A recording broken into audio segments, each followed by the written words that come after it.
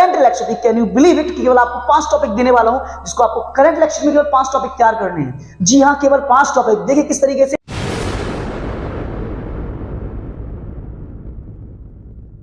Hello बच्चों, क्या हाल चाल? बढ़िया ना एकदम।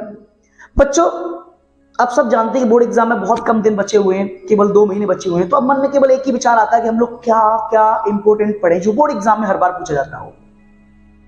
और हम हल्का सा कंफ्यूज भी रहते हैं कि यार ये हमने नहीं पढ़ा, शायद एग्जाम में ना आ जाए, ये पढ़ लिया ये ना आए, है ना।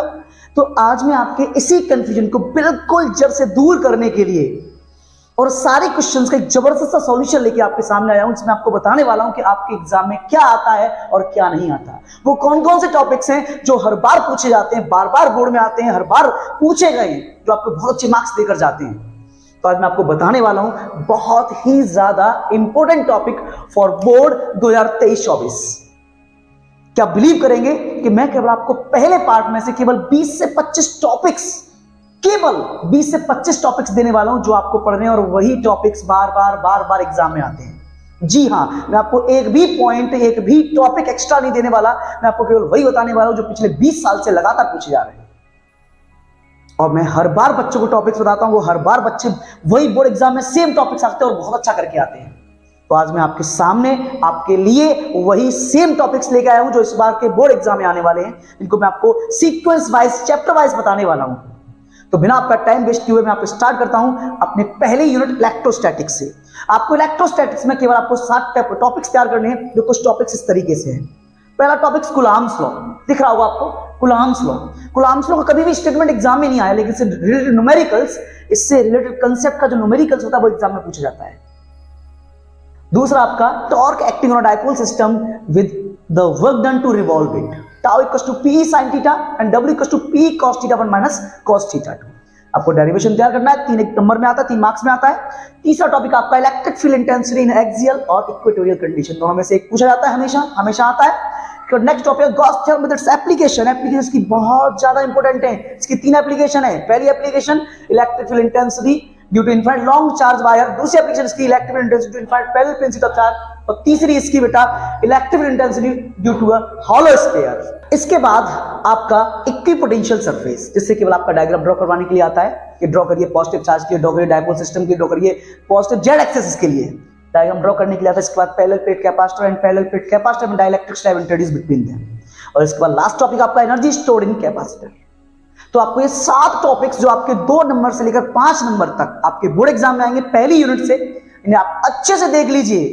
केवल 7 टॉपिक जिनको आप 1 घंटे में तैयार कर सकते हैं, आपको याद करने हैं यूनिट फर्स्ट से। सिमिलरली यूनिट सेकंड से current election, can you believe it, केवल आपको 5 टॉपिक देने वाला हूं जिसको आपको करंट इलेक्शन में केवल 5 टॉपिक तैयार करने हैं। जी हां, केवल 5 टॉपिक। देखिए किस तरीके से। पहला relation between I and B, यहां से जे और बी का रिलेशन भी पूछा जाता है। दूसरा प्रूविंग ऑफ ओम्स लॉ, तीसरा relation between EMF TPD and internal resistance, इसके बाद किरचॉफ्स लॉ, और 5वां आपका व्हीटस्टोन ब्रिज आपको आना चाहिए, जो आपके लिए बहुत इंपॉर्टेंट है। यहां से कुछ बेसिक डेफिनेशंस भी आ जाती हैं, जिसकी मैं अलग से वीडियो भी बना रखी है, वो आप देख लें एक बार। इसके बाद आपका आता है magnetic effect of electric current unit third, जिसमें आपको कुछ टॉपिक्स बहुत इंपॉर्टेंट है, जिसमें केवल आपको 7 टॉपिक्स दे रहा हूं पढ़ने के लिए, वही बार बार बोर्ड एग्जाम में आते हैं। देखिए पहला Biot Savart law with its application, most important its application.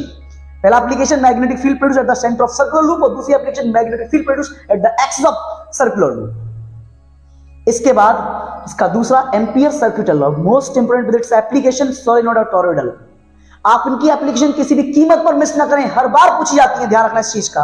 इसके बाद radius, speed, time period, frequency of moving electron when it enter magnetic field perpendicularly, R = mE/QB, F = Q/2πm। ये सारे फॉर्मूले आपको आने चाहिए, ये डेरिवेशन आपको आना चाहिए।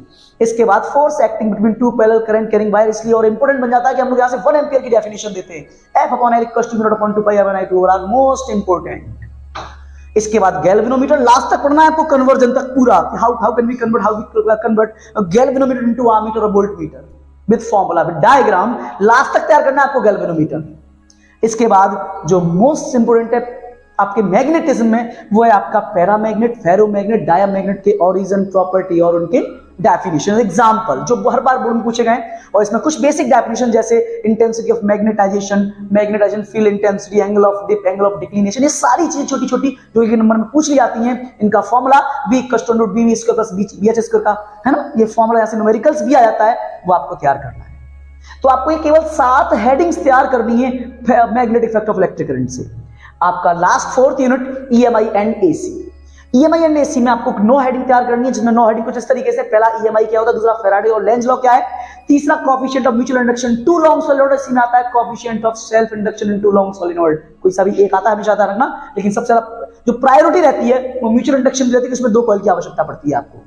इसके बाद energy stored in an inductor, यहां से इमोशनल EMF के बारे में पूछ लेता हूं कभी कभी, और AC जनरेटर आपको आना चाहिए, बहुत इंपॉर्टेंट है AC जनरेटर, आपको पता होना चाहिए कि वो किसके लिए यूज किया जाता है, इसका प्रिंसिपल किस पे काम करता है, इसका कंस्ट्रक्शन क्या है, इसकी वर्किंग थ्योरी क्या है, इसका फॉर्मूला क्या है। इसके बाद आपका C सर्किट, 2 सर्किट बहुत इंपॉर्टेंट है, L सर्किट और C circuit. L circuit last exam में आ चुका है, पिछले वाले एग्जाम में L सर्किट आ चुका है, लेकिन इस बार सबसे ज्यादा इंपॉर्टेंट है आपका C सर्किट। इसके बाद LCR circuit with resonance most important, power dissipated in the circuit is the most important, और ट्रांसफार्मर। तो ये आपका फर्स्ट पार्ट में आपको मैक्सिमम 25 से 30 हेडिंग में आपको तैयार करने के लिए, अगर आप चाहें तो 10 दिन में तैयार कर सकते हैं, 2-2, 3-3 हेडिंग्स तैयार करिए इनकी। और ध्यान रखें ये सब टॉपिक्स आपके लाइव क्लास में पढ़ाए जाएंगे, और लाइव क्लास की टाइमिंग रहेगी रात को 9 से 10, कल से स्टार्ट होने वाली है, मंडे, ध्यान रखिए इस चीज का। तो ये टॉपिक्स बहुत इंपॉर्टेंट हैं आपके लिए, इनके अलावा कोई टॉपिक्स मत पढ़िए, मैं प्रॉमिस कर रहा हूं आपसे, न्यूमेरिकल भी यहीं से आएंगे, टॉपिक्स भी यहीं से आएंगे, और डेफिनेशन छोटी छोटी जो आपको अपने आप तैयार करनी है, उसके लिए अलग से मैंने वीडियो बना रखी है, आप उसको अच्छे से देखें। सो कोई भी टॉपिक मिस नहीं होना चाहिए आपका, आप एक एक करके तैयार करें, इनको मैं खुद तैयार करवाऊंगा, आप एक भी क्लास मिस ना करें। अगर आप मिस करते तो वो आपकी रिस्पांसिबिलिटी है, अगर नहीं मिस करते तो आपके 95 मार्क्स कहीं नहीं गए।